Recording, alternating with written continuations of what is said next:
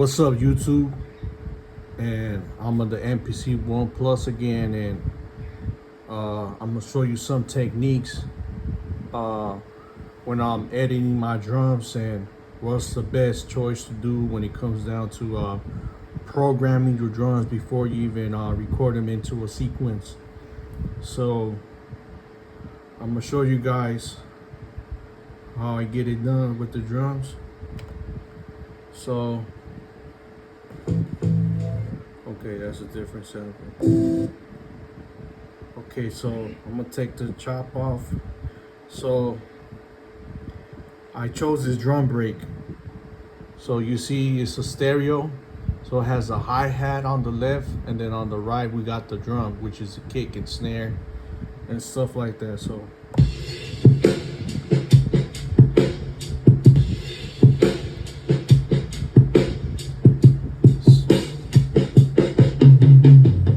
okay, so you guys heard that, right? So what I did, I copied that same drum break into a different program, and let me show you guys real quick. So what I did to this actual drum break, to this one, I went to process here. So you hit this on the right down corner, process, and what happens is there's more signal on the right side. I decided to go to process function and scroll to my right, and then not normalize, and then we're going to oh, it's not here, sorry guys, it's on the trim mode. So you got to go to trim, and then right after you hit trim, which is already highlighted on red, we're gonna go to the right down corner here, and then we're gonna scroll till we see convert sound sample.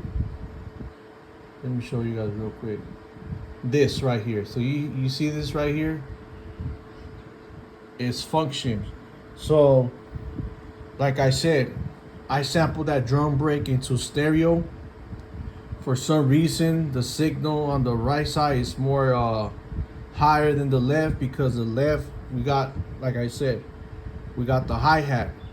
So what I did, I hit process, like I was saying again, and I put it on source. What type of source? Since I have more on my right, I wanted to go based on sum.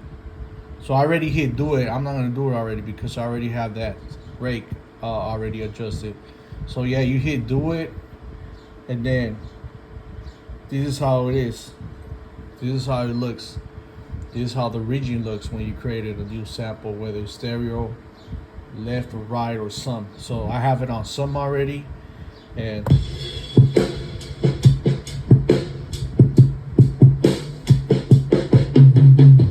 the reason I chose it on sum is because I want the left and right to sound equal. Even though I have one region straight like that, not two when it comes to a stereo, but this still gives me like a stereo sample. So I'm gonna go to trim, and once I hit trim again, I'm gonna hit read. Okay, now that we have the slice already adjusted, we're gonna hit the shift button here, and you see this right here, this keys right here change. So look, like I said, hold the shift button, the one that I show you, this one right here, and he already is giving me the options of here, right? So we're gonna go to convert, hit convert, and it's gonna tell you new drum program using slices. So what I'm gonna do here, I'm gonna go to where it says new program with new samples, and it has a crop samples, create new program. Yes, I want that. So I already have the drums already set up. We're gonna go to our main. We're going to that drum break program, and it says that's new sample. I didn't name the sample drum break sample program, but I'm just showing you here.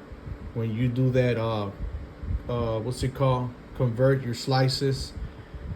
is gonna automatically create a new program where you have your one-shot slices. You hear that?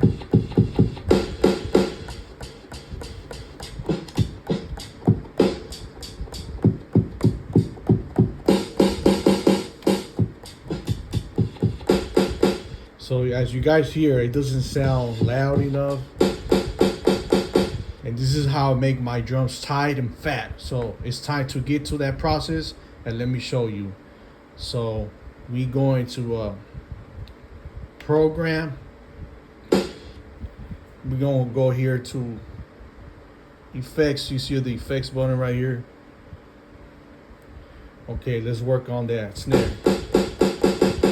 And then we're gonna go to insert number 1, and we're gonna go inside the insert. We're gonna go to these plugins. So we have multiple plugins that we could use, and it's optional. My perspective and my choice of weapon right here for this plugin, for this snare, we're gonna go with, you see the EQ filter. You guys can't see it because my video screen is too bright, but if you go to those plugins, hit the EQ dash filter, and then on that plugin, you're gonna have multiple. So we have L filter gate, air filter, air Q EQ, air parameters EQ. That's one of my favorites. So we're gonna hit select. We're gonna use that pencil, and then we got the lows, the low mids, the high mids, and then the highs. And I'm right here highlighted on red, and we're gonna trigger the snare until we get a perfect tight and fat snare. Just mess with all this right here until you hear a perfect boosted snare. This is where I boost my snares and my kicks. Okay.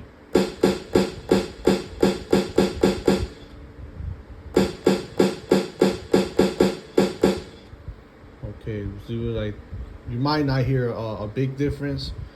It might be a subtle, but we're still gonna continue, and I'm gonna show you guys more of what I like using for this MPC 1 and the plugins. So we're gonna go to, let's see, not here. And where is it at? Oh, it's right here. So on dynamics, oh, I went off of that. So I clicked on the plugin called Dynamics. It's this one right here, and we're gonna look for that mother ducker. So we got two mother duckers. One's called mother ducker input, and we have the mother ducker. So the one at the bottom would be the usual one that I'm always using for my drums.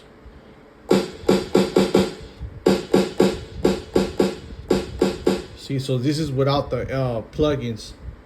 So I added only 2 inserts on the plugins, and watch this. There's nothing, right? There's nothing. Look, there's nothing.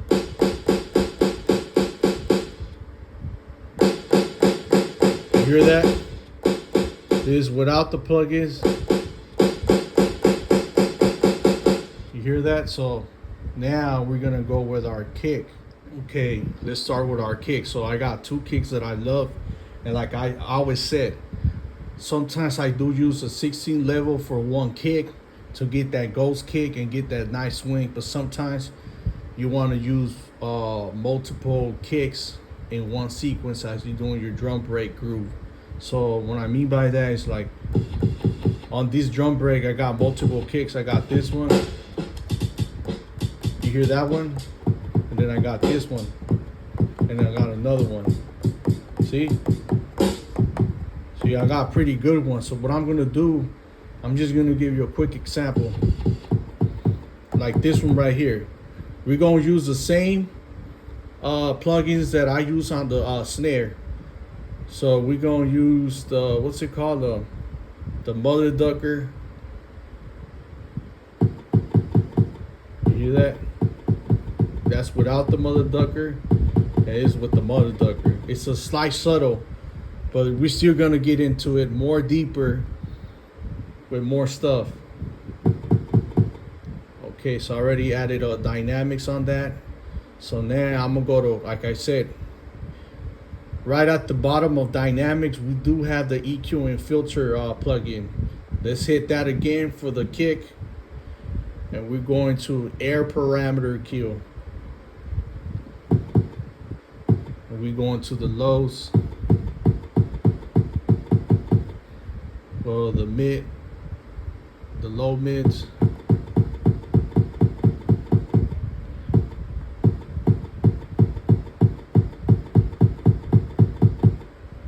And do the low mids too. Okay, that's cool enough already. So look, like I said, without the plugins, with the plugins.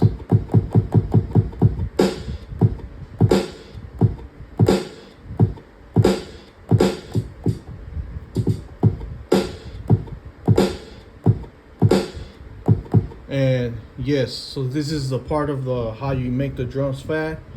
And since I have the analog heat, I do want to show you guys that you're gonna hear a big difference on it. So I got the analog heat turned on, powered on already, but I don't have it as full in effect with the button on. So this is the on button, and then you turn it off. So let's hear everything from scratch.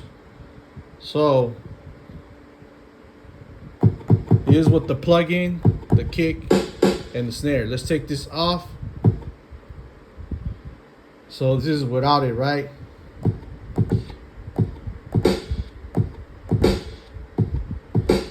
Let's turn both of them on. Now it's time to turn on the analog heat button on, and let's hit it on, and let's see. Let's go a little bit beyond 12 o'clock. So I have it on 12 o'clock, my analog heat. We're gonna go to 1 or 2 o'clock in between there. So now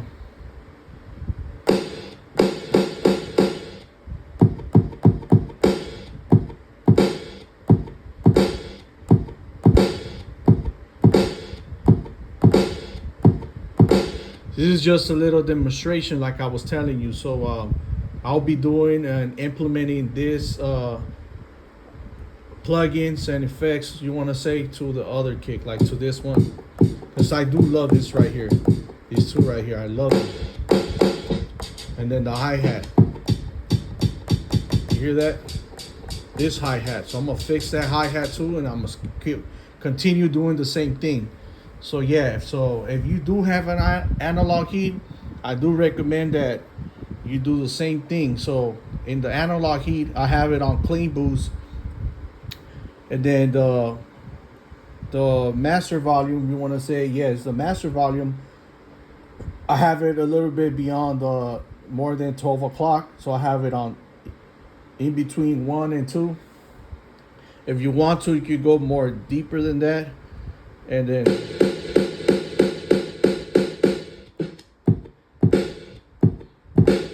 okay, so I'm gonna show you the part where you hear this. You hear at the end of the kick, there's like a little noise, right? Okay, so to cut off that little noise at the end, we're gonna go to right here, program edit, hit that button, and you're gonna go again to the obviously I'm on the effect. So in order to clear that up, we're gonna go to envelopes, and right at envelopes, we're gonna touch the DK, and then we're gonna keep smacking that kick until that noise goes away.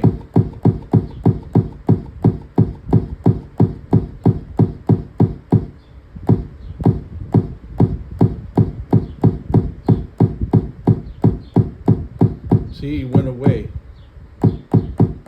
See, that's another way of getting rid of those noises. Same thing, it applies to your samples too. If you guys hear any glitches in your samples or any clicks or pops, always go to the program edit, this right here, and it'll take you to this screen. And this is where you want to go to envelope. And this is where you want to adjust all those starting and end little clicks and all that. But yeah, that's pretty much it, man. Like I was saying, like that's how I get down with my drums. And obviously I have to hook up the analog heat, because this thing is a pretty dope. It's a good bad boy, man. I'll recommend that. If you don't have it, you buy one. Do you need to buy the new one? Maybe so, I don't know. Everybody's different, but I bought me this one used for like $500, and this was like 2 or 3 months ago, and I bought it off Reverb. Before you purchase something off of Reverb, make sure you guys check the customer. I mean, not the customer, the seller. Check on the seller, check the feedbacks, you know, the reviews, you know, if he takes care of his stuff, you know, if he's friendly or not, communicative and all of that stuff. But yeah, let's go back to the beat. It's gonna be a banger. Okay guys, now that I have my drums already with the effects of the plugins, and I do want to tell you guys that as soon as you turn on your MPC 1 and you're creating a program or non-program, what happens is that all your paths are in mono, or you want to say monophonic. And what you want to do in order to stop that, because look, I'm gonna show you guys what I'm really talking about.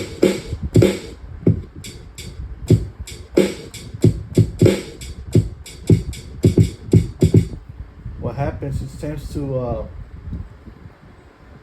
when I trigger two kicks at the, one of them cuts off. So if you want to take that off, what you want to do is, like I said, go to program edit right here. This is the button to hit, and see it's taking you again to this to the screen right here. So what you want to do is go, oh no, I'm already on the program. So what you want to do, you see how it says mono, and then over here it says mono 2. You're gonna hit the left one, and you're gonna scroll to the left and leave it in poly. Now when you trigger two drums at the same time, you'll hear them play simultaneously. You can't really hear it on the video, but me playing it, you could hear both of them play at the same time. And then when you go to mono, see, watch, one of them is gonna cut off for some reason. You see? Both of them are supposed to light in green at the same time, but since they're mono, one of them is being cut off and the other one's turning off. So poly again. See?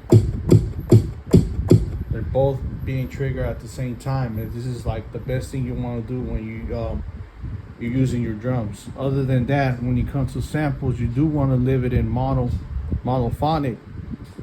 Depends on the sample too. I would suggest you will implement this only when you're using like synth sounds or like acoustic guitar, bass, and all of that stuff. Other than that, like sample chops, you could go with both. It's optional, mono or poly, doesn't matter. You will have to figure that out as you playing your sequence or recording your sequence in real time. Okay, so let's get ready to make a drum line, or what's called a drum pattern. We're gonna go with our hi-hat, 16 levels. Okay, let's fix the BPM, adjust the tempo.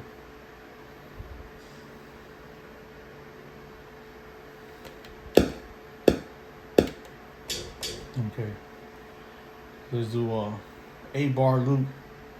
I always like to do 8-bar loops.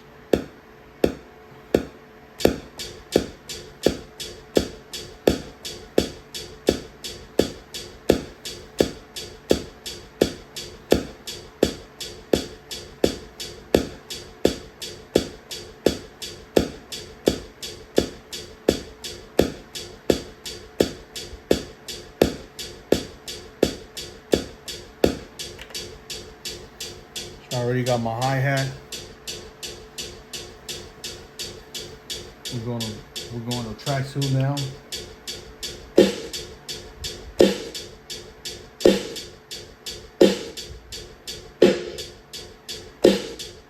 Okay.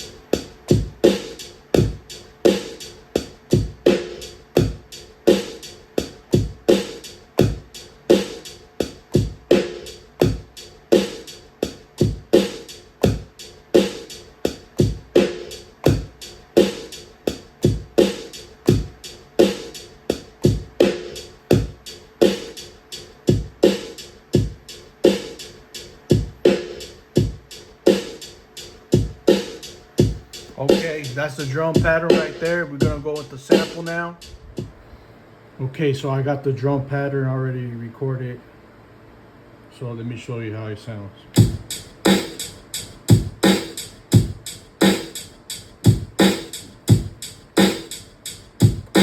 The drums ready to sound gritty, or you want to say grimy. So I got the sample here.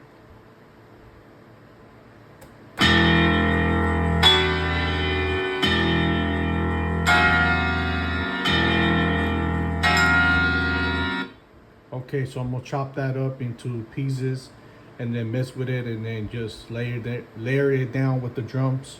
So check this out. Okay, so I see like we got 1, 2, 3, 4, 5, 6. And what I'm gonna do, this loop, I'm gonna chop it up into 6 pieces because I'm gonna show you what I'm talking about. Look, you're gonna hear one note play at one time, and it's playing actually 6 notes throughout that whole loop.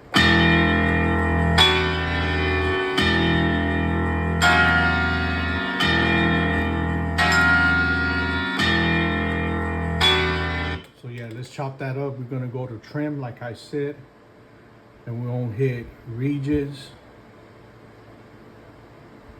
Set up to 24. We're gonna do 6. See, they're already lined up into 6. So all I'm gonna do is, like I said, hit the shift button right here, and as soon as you hold the shift button, it's gonna give you these options, and you're gonna hit convert. Remember, hit convert and on to slice your samples. And I like to go, usually when you want to slice your samples, this is a function stream that's giving you options. So it's going to tell you new drum program using slices. I don't want to do that. I want to use new program with new samples and crop samples and all that. The reason why you want to go with this program is because if there's some vinyl synth pops or glitches and all that from your start or end point, you could adjust the start ending point using your envelopes on your program edit. So it's always good to use this. So we're gonna hit do it. Now we're gonna hit the main button to go to the main menu, and we're on track 6. We don't have nothing recorded on track 6, and this is our drum break program. You want to scroll to the right still, and there's a new sample 6 channel.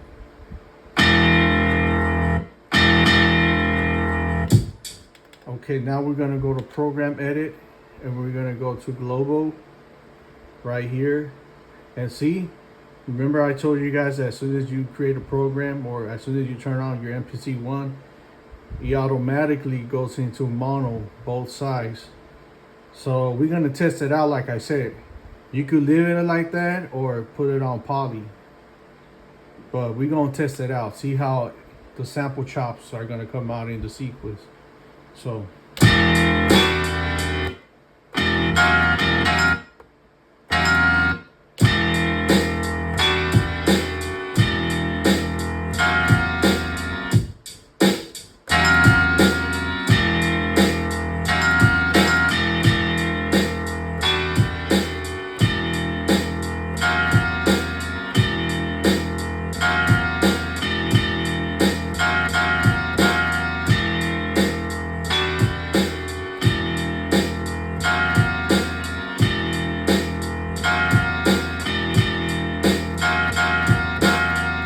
okay, it's pretty loud, so I'm gonna try to bring that down.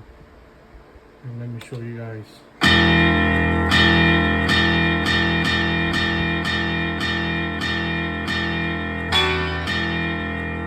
I always try to match your volume meter right here to each sample. So I have it at 292. Let's go to 292. Okay, and then 292. You always want to get the volumes at the same level through each sample, because when you do your final mix and then you're about to dump it into your DAW or your multiple track machine or unit, you want to say, you want to adjust your volumes. That's very important.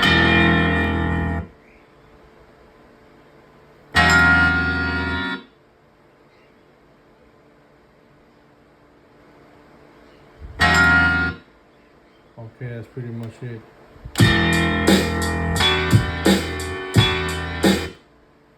Okay, time to record.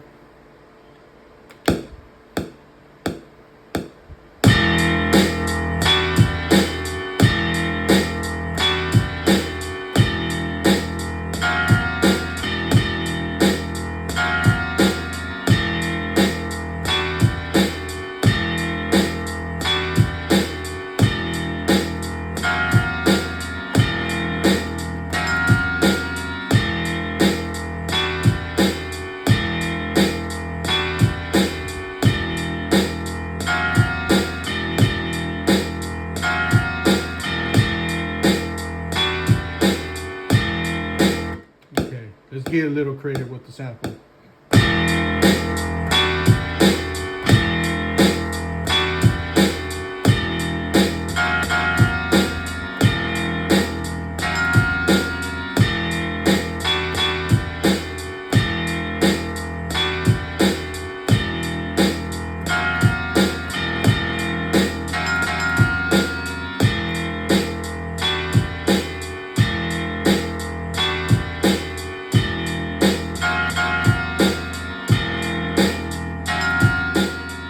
Remember, guys, when you're making a boom bap beat, it has to be as simple.